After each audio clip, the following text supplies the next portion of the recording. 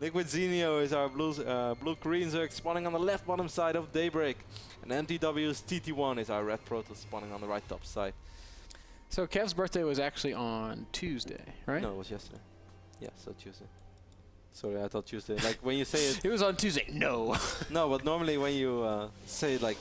If it was yesterday, then you would say yesterday, and if it was any other day, then you would name specifically the day. Mind games. Yeah, I fell for it. It worked. So we all went out to dinner, and this is the damnedest thing I've ever experienced in my life. We get to dinner, and I'm like all prepared to buy Kev's dinner. He's like, all right, boys, it's my birthday, so dinner's on me tonight. And I was so confused. Like, does anybody do that anywhere else in the world? I've never heard of this tradition. No, well, I mean, if I would throw a party at my home, then I would be the one providing drinks and food as well.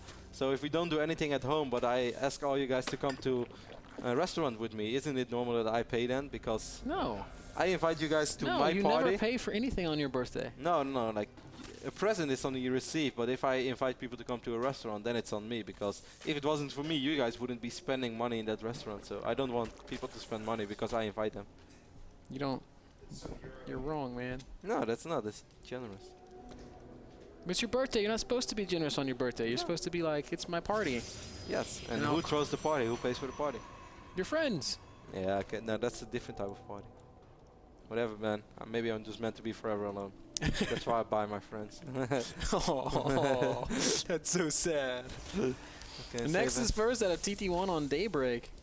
He is again blocking the natural of Zenio.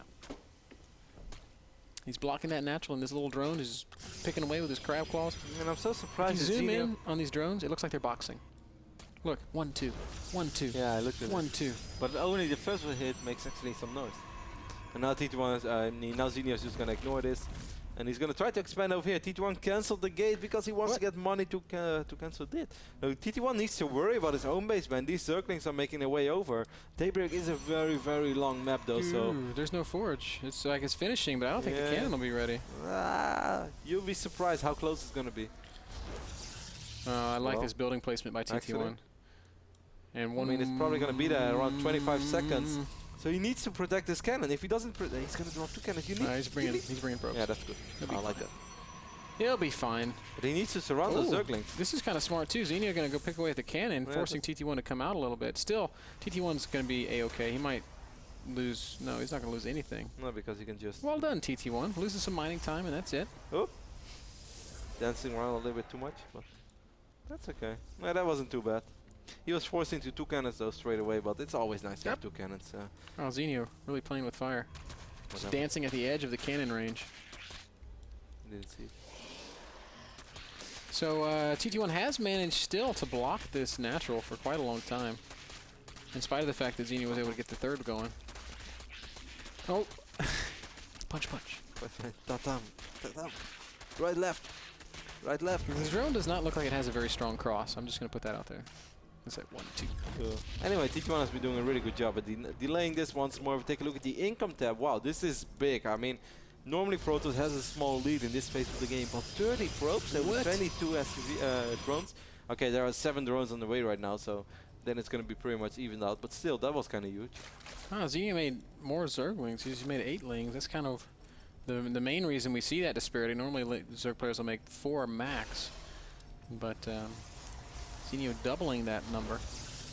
And I guess TT1's just been very good with his chrono boost. We can see he's still chrono boosting probes. Yeah, I was actually looking early on where he had quite some chrono boost saved up, but the reason why I didn't mention it is because I don't think he actually could have afforded to chrono boost his Nexus and then constantly build probes and build double cannon and build a gate and block the opponents. So I think that's why he had quite some energy in his Nexus. So basically, TT1 was spending all the minerals. Yeah. He was doing everything he could, and he didn't want to waste his chrono boost by chrono boosting a probe out and then wasting 5 to 10 seconds on chrono boost. Well, he probably thought if I build it up a little bit and I wait until this crazy phase is over, then I can just chrono boost non-stop and actually get more probes out. So that's the reason why I didn't mention it, man. Overlord's poking through TT1's little neighborhood here, but they're not seeing much as the Cybercore just finished, and TT1 obviously knowing Overlords are in position will not build any tech until he's able to get rid of the Ovies.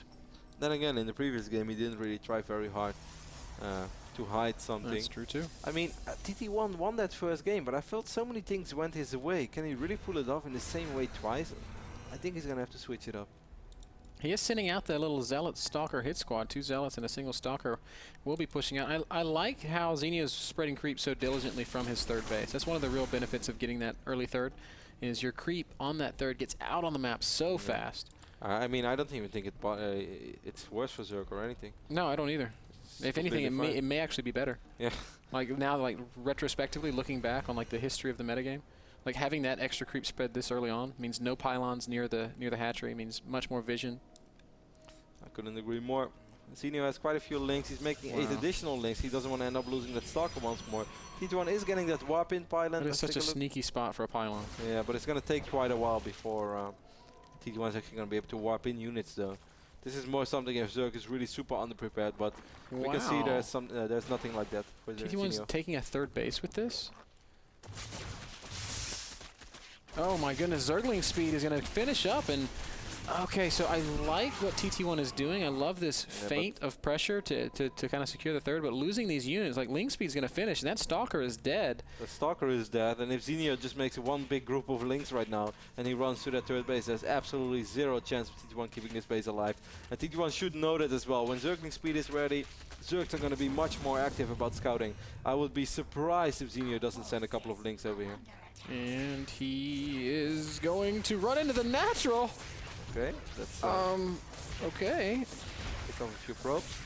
I feel like TT1 could have force fielded those Lings and they'd have been trapped forever. Still hasn't spotted the third base. Zenio completely in the dark on this. And TT1, he's got cannons there, he's got units there. At this point, Lings are not going to work at denying this. So TT1 really kind of escapes on that one. TT1 once more, man, already on 60 probes so early in the game. He really does a good job. No matter what phase of the game is, or what state of the game is, TT1 will always build probes, and I like that a lot. He reminds me of Terran in that way. I think Zenio now realizes that there's a third base down there as he saw some transferring probes. Yep. He will check and confirm and see, uh-oh, completed cannons. I could have probably done something about that. Yes, you could have, Zenio. That was sloppy. Too little, too late, my friend. He's getting Hydralisk then and Aspire, though. So he's getting all the tag at once, perhaps in case he had to deal with a gateway push once more. I love how these pylons by TT1 just go completely unnoticed. They just stay there forever. It's so sneaky, man. It's like the most hidden pylon of all time. Zenio seems like he wants to try to make something happen. He's making 18 additional links right now, but TT1's economy is so good, man. He should be able to warp in so many units, use all those gates, TT1, and then he should be able to be just more than fine. Those force fields, absolutely excellent force fields. Single sentry dies for a lot of Zerglings. That was a trade that I think TT1 is fine with making. Zenio's trying to take a fourth in the midst of this. It's not a bad move in response to a fast third, but this fourth's a little bit too late. He's making 11 Hydralisk right now, and I really question that decision. I think it's just a matter of time before TT1 drops the robotics bay, then starts boosting out Colossus, and Zenio did finally find this one pylon. So annoying, that pylon. Like, you can't even hit the damn thing. 2 Lings at a time, maybe a third if it went around at the top. Finally does get taken out. Now, the Hydralisk play is kind of like, it can work, but I mean, on Daybreak, this map's so long, the only way they're ever going to get anywhere is with a Nidus Worm. We saw Crazy Moving trying to do that against the Hero, but that did not go very well. Well, actually, these Hydras are here right now, so TT1 once more is going to need really good force field. He doesn't have that many units here. Blink is almost ready. Just drop that Robo Bay, TT1. That's exactly what he does right now, but I think he could have done that so much quicker, man. And with one Colossus, you have absolutely nothing to fear about this army. Then again, what really works for TT1 right now is that Zenio does not know what we know. Man, Zenio's maxing out, dude. I'm so surprised that he's maxed this fast. TT1's still at 140 supply. Like, in spite of kind of the weird early game, we're still seeing a 13-minute max out of Zenio. It's very impressive. Now here we go, one big fight here. Zerglings, Roaches, and a few Hydras. Pretty good force fields. The Hydras being zoned out. Roaches getting very close to the Stalkers and Sentry zone, and a lot of Sentries end up falling. Those force fields were not as good as before. TT1's going to have to fall back to his cannons. This is kind of an unfortunate choke anyway. He does have Blink Stalkers, and that's going to be most important. A lot of Zerglings streaming in. Need some good blinks from TT1. That's not the best fighting position. Roaches do actually disengage. He needs a Colossus so badly. Yeah, where is he's just now starting his first Colossus. Look at all the gateways he has. 1, 2, 3, 4, 5, 6, 7, 8 gates. How many force fields does he have left? Not that many anymore. Zenio's going for it once more. Oh, we need another big warp in. TT1 just doesn't have that many units though. Mortals are falling so fast, and absolutely blown away that this is working, but like you said, Kev, the absence of the Colossus means this army of Zenio is just so much better. We're seeing a big Muta switch now. 15 Mutalisks at once. Those Zealots helping out so much for TT1 though, and those Cannons helping out so much. Might actually allow him to stay alive, but well, I even doubt that right now. The Starcraft count is really dwindling. That Colossus is finally out. And then he's gonna have to deal with 15 Mutas in his main base. Zenio really, he knows when he has to fight, man. Like if he'd waited. Kind of like Stefano. Yeah.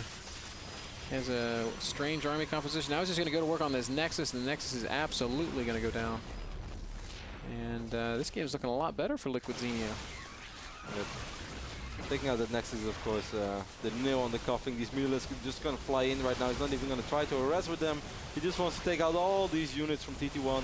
And Zenio will win this game convincingly. Very, very nice timing by TT1, by Zenio. Because if he waits longer, then those Hydras are just going to be useless. But there are still small windows where you can make Hydras work. Stefano knows how to find them.